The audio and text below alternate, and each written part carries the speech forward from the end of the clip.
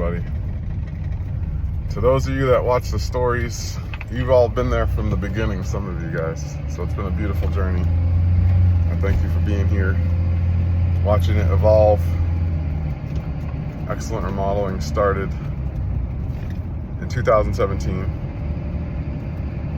I moved to California and I was doing online work with Antoinette.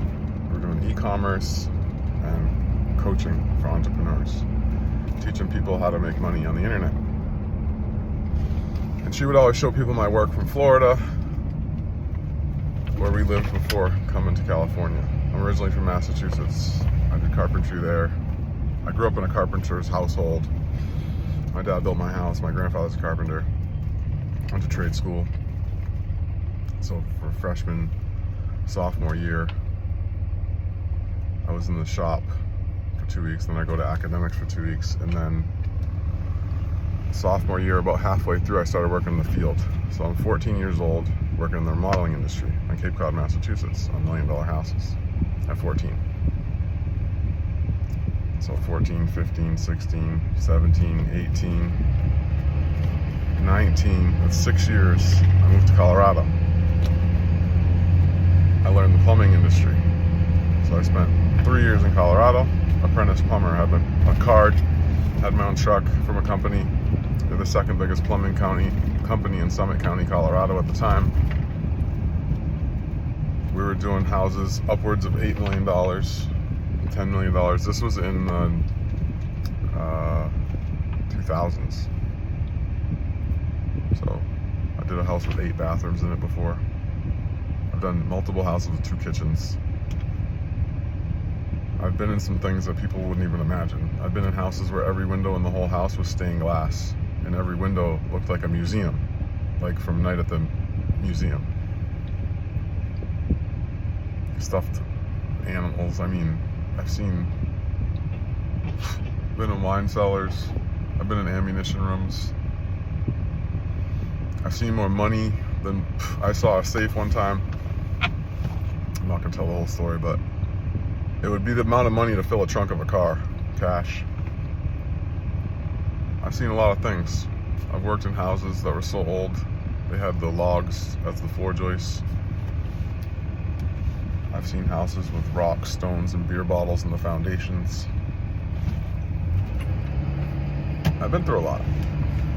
So I'm 44 now, and I started working in the field at 11 for my uncle. So 14 was when I just started working. Like, I had a legit job through the school, through my boss. It was my friend's dad. He was from Canada, from Nova Scotia, his family. So this is like old European carpentry, I know. Carpentry was invented by the English. I lived in New England, on Cape Cod. Plymouth Rock, like the people that sailed the boats across, those were the people that learned carpentry from the trees that they cut down in England. Made the boats, sailed across the ocean, started a new European settlement over here. There's people living here for sure, but the type of building and the houses that we live in today, this craft I learned was that craft that started the whole thing of what you guys do today. So moving here and living in Florida, what I saw was this watered down version of craft, because people didn't really know why they were doing what they were doing. They didn't know the root of where it came from. I've read more books on carpentry than most people on here, and I'm not going to dispute that of whether I know more or not. It's not about that. It's just about the experience and how you translate that into what you do and why you do what you do, and how do you build a good product that stands the test of time. I've lived in my own product. I go back and visit it. I see it. I always improve because I'm able to see where it failed, where it held up. You have those relationships with your old clients. You live in a couple of your remodels. You know what you like, what you don't like. And you learn the market. If I've worked on a house that was at the top of the market at $10 million, and I've worked at a house in Florida that was under $100,000, the range of what you see in those circumstances is dramatic. I also had some time I spent in commercial, so I've done commercial plumbing. I did 2 projects that were multiple story commercial buildings, one in Florida and one in Boston. And learning that and being around those things, you see different things. You learn how people are. How does this function? How does this business function? How do you get men to create a good product, or women to create a good product in the industry? I say men generally because men predominantly work in this construction industry. That being said, I've had girls that have come on my crew that worked at Excellent that could outperform a lot of the guys. So it's not whether or not women can do this, but unfortunately there's not a lot of women coming into the trades. They've got great hands and great minds. It just seems like it's going to be a male-dominated industry. So working in all those different situations and seeing those different things and building a company that produced enough jobs to feed, I don't know how many people we've had. I never counted how many people worked at my company before. But I've had many jobs where there'd be 10 to 15 people on the job, and Antoinette would go get food for everybody on the whole job. And if you know, you know. We ate well. We ate well. No one was hungry. Everyone got paid well. But whatever I had to offer the world after she was gone, because these people don't want to come work for me. She was an attractive person. She attracted people to come work for the company. And we had some phenomenal times building some amazing things. And so after her passing in 2021, I tried to continue on with the same operation, with the same values, with the same goals of serving the client, serving the employees, making a good place to come to work, the best equipment, the best possible processes, the cleanest environments. And it's not an easy job doing remodeling. I remember being on a job this year, 2023. I started in 2022. And people promised they would come. Yeah, I got a guy, they'll come. Oh yeah, my sub will come. So I work out this job. I couldn't get people to show up to work. The concrete guy wants you to do half the work. The concrete guy says, I'll do the job if you bring the concrete over there. I'm like, that's the job. The painter comes. They can't complete the whole thing because they're busy. They don't have a crew either. The carpenter comes. They're not a carpenter. They show up. They're advertised as a carpenter. They show up. They're not a carpenter. I can't even count how many times that's happened in California. Yeah, I'm a carpenter. Okay, you're a carpenter? Okay, let's do it. Come on. And they're not a carpenter at all. Like, just because you have a tool belt, a hammer, and a square does not make you a carpenter. The skills that you learn along the way have to be taught. You can't learn this industry without having a master and an apprentice relationship. I've said this time and time again. Since the beginning of time, there's been a master and apprentice. The master only becomes through a series of failures and people that are attuned to their body and know their self. The old saying, know thyself. Some people realize that they're not good at a certain skill and they pursue another skill until they find what they're really good at. And there's other people that force themselves into a skill or force themselves into a job. And unfortunately, that's what seems to happen a lot. So I have seen people that want to be something that aren't that thing. And I've seen other people that are that thing that don't want to be it. So if you can find what you're good at and what you like and pursue that, that's beautiful. And unfortunately, so many people are not shown this industry as a way to fulfill your heart's desires to create and to build beautiful things. And I'm never going to stop building. Just because I'm changing what I do, it doesn't mean I'm going to stop building or creating. It's just the product's going to change. The product I created with Antoinette is no more. I can't serve the market with that same product. It was dialed. That's how we did so well. It was dialed. And on the internet, you can't really see the product. You never bought it. You never bought it. But I've sold some products that were good for the people and their lives changed. When you live in a house that I've remodeled, it's not a paint job. It's not the flooring guy came over. There's a whole environment that we create. That's why it's called seventh hand design now. God did this. The seventh hand is God's hand on your life. It's God's hands on your plan. It's God's hand on your business. And if you put that first, you can't fail. I can't fail at this if God's first. If he gives me his power to do what I do through him, I can't fail. And so when I went into every project, that's how it was. I can't fail. This is going to be the best remodel these people can receive for this amount of money. And in 2023, it started back, I noticed it in 2022 more, the squeeze of the contractor. The client wants more out of the contractor. The contractor wants more out of the subs. And then so who's left at the end? So the business owner, there's a squeeze, and I guess I'm out of juice. You know, I don't want to squeeze any more of my juice out for this marketplace here.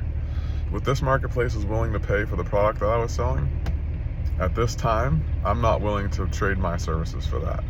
So yes, I'm skilled. Yes, I could do it. Yes, I know how. But the people that come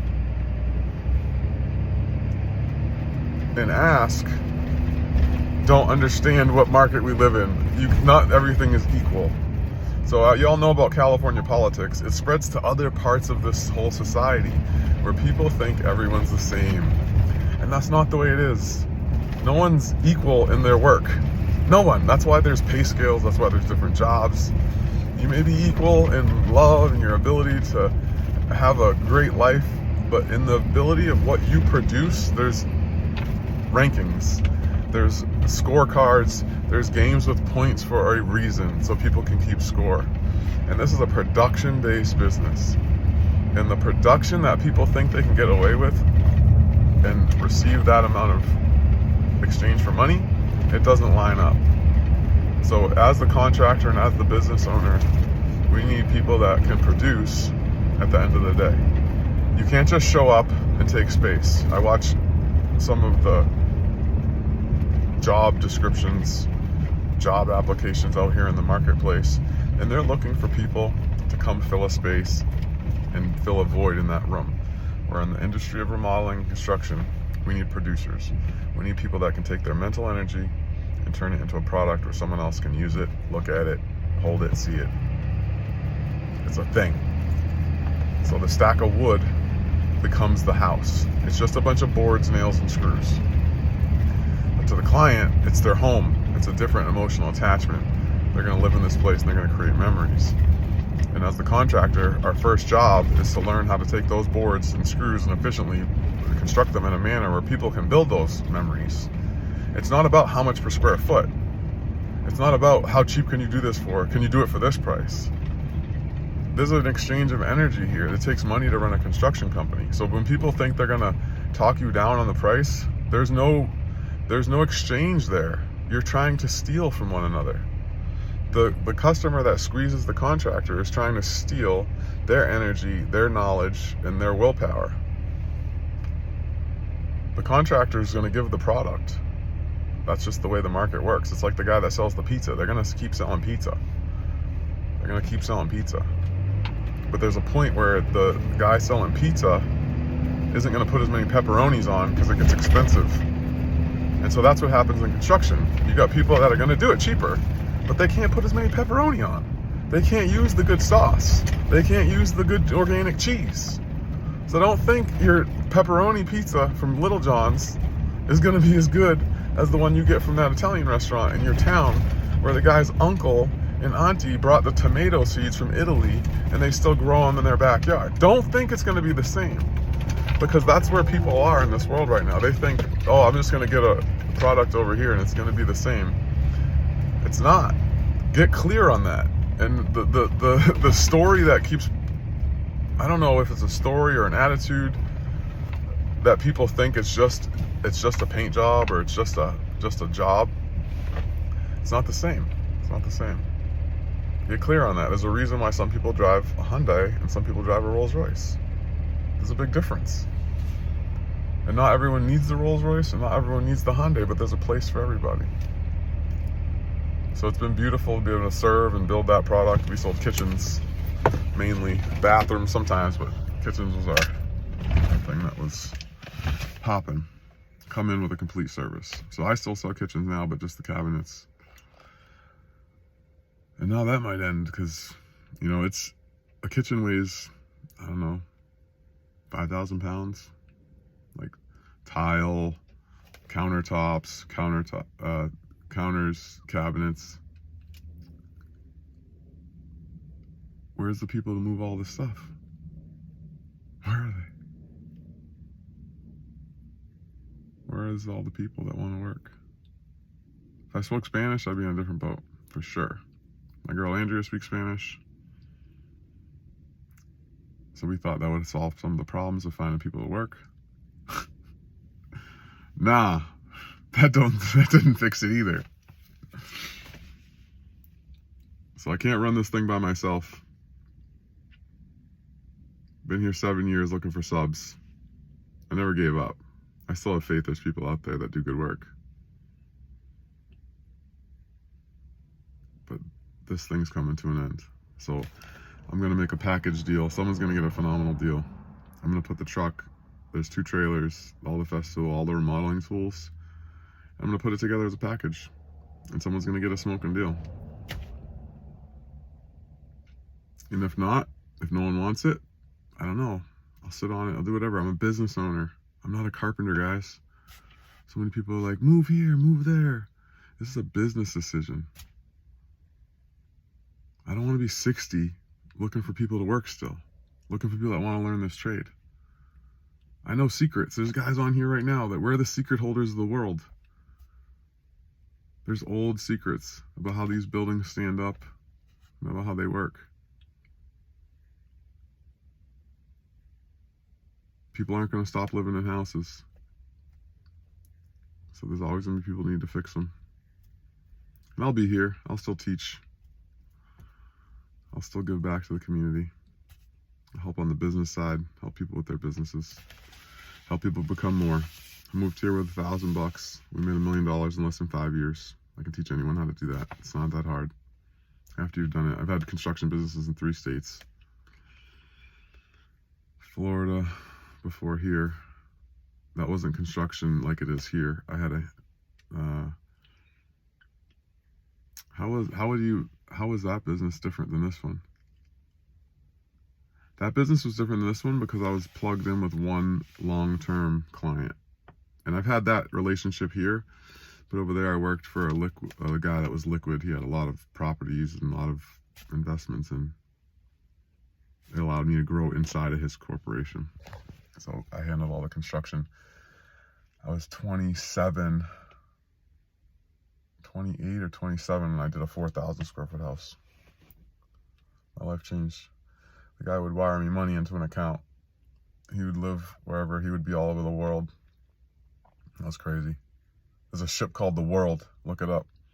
His friend owned a unit on this ship, and he would go stay with his friend. So the ship continually sails around the world. It's a cruise ship. It goes from country to country, so he'd go with him for a while. The wife would be in Europe. These people had money. They sold water. Those are my clients. And I had some other ones here. One of them passed away in 2021. Just long-term people that build big things. They see the value in having a guy like me around. I just know too much. I know too much to come do your bathroom. Like, go hire the other guy that wants to just do your bathroom. I need complicated projects. Or I need people that see the long-term value in building some wealth, like improving upon a property so that it's going to stand 100 years from now. That's the kind of stuff we like to do. So it's been a blessing. It's been a blessing. Thank you for watching. Thank you for being here on this journey. I'll still be around, but it's all going to change again. So hit me up if you're interested in purchasing a remodeling company. It's a 2006 Dodge Cummins diesel with 119,000 miles, a 20-foot trailer, a 16-foot dump trailer, all the tools, ladders, tile stuff, drywall stuff.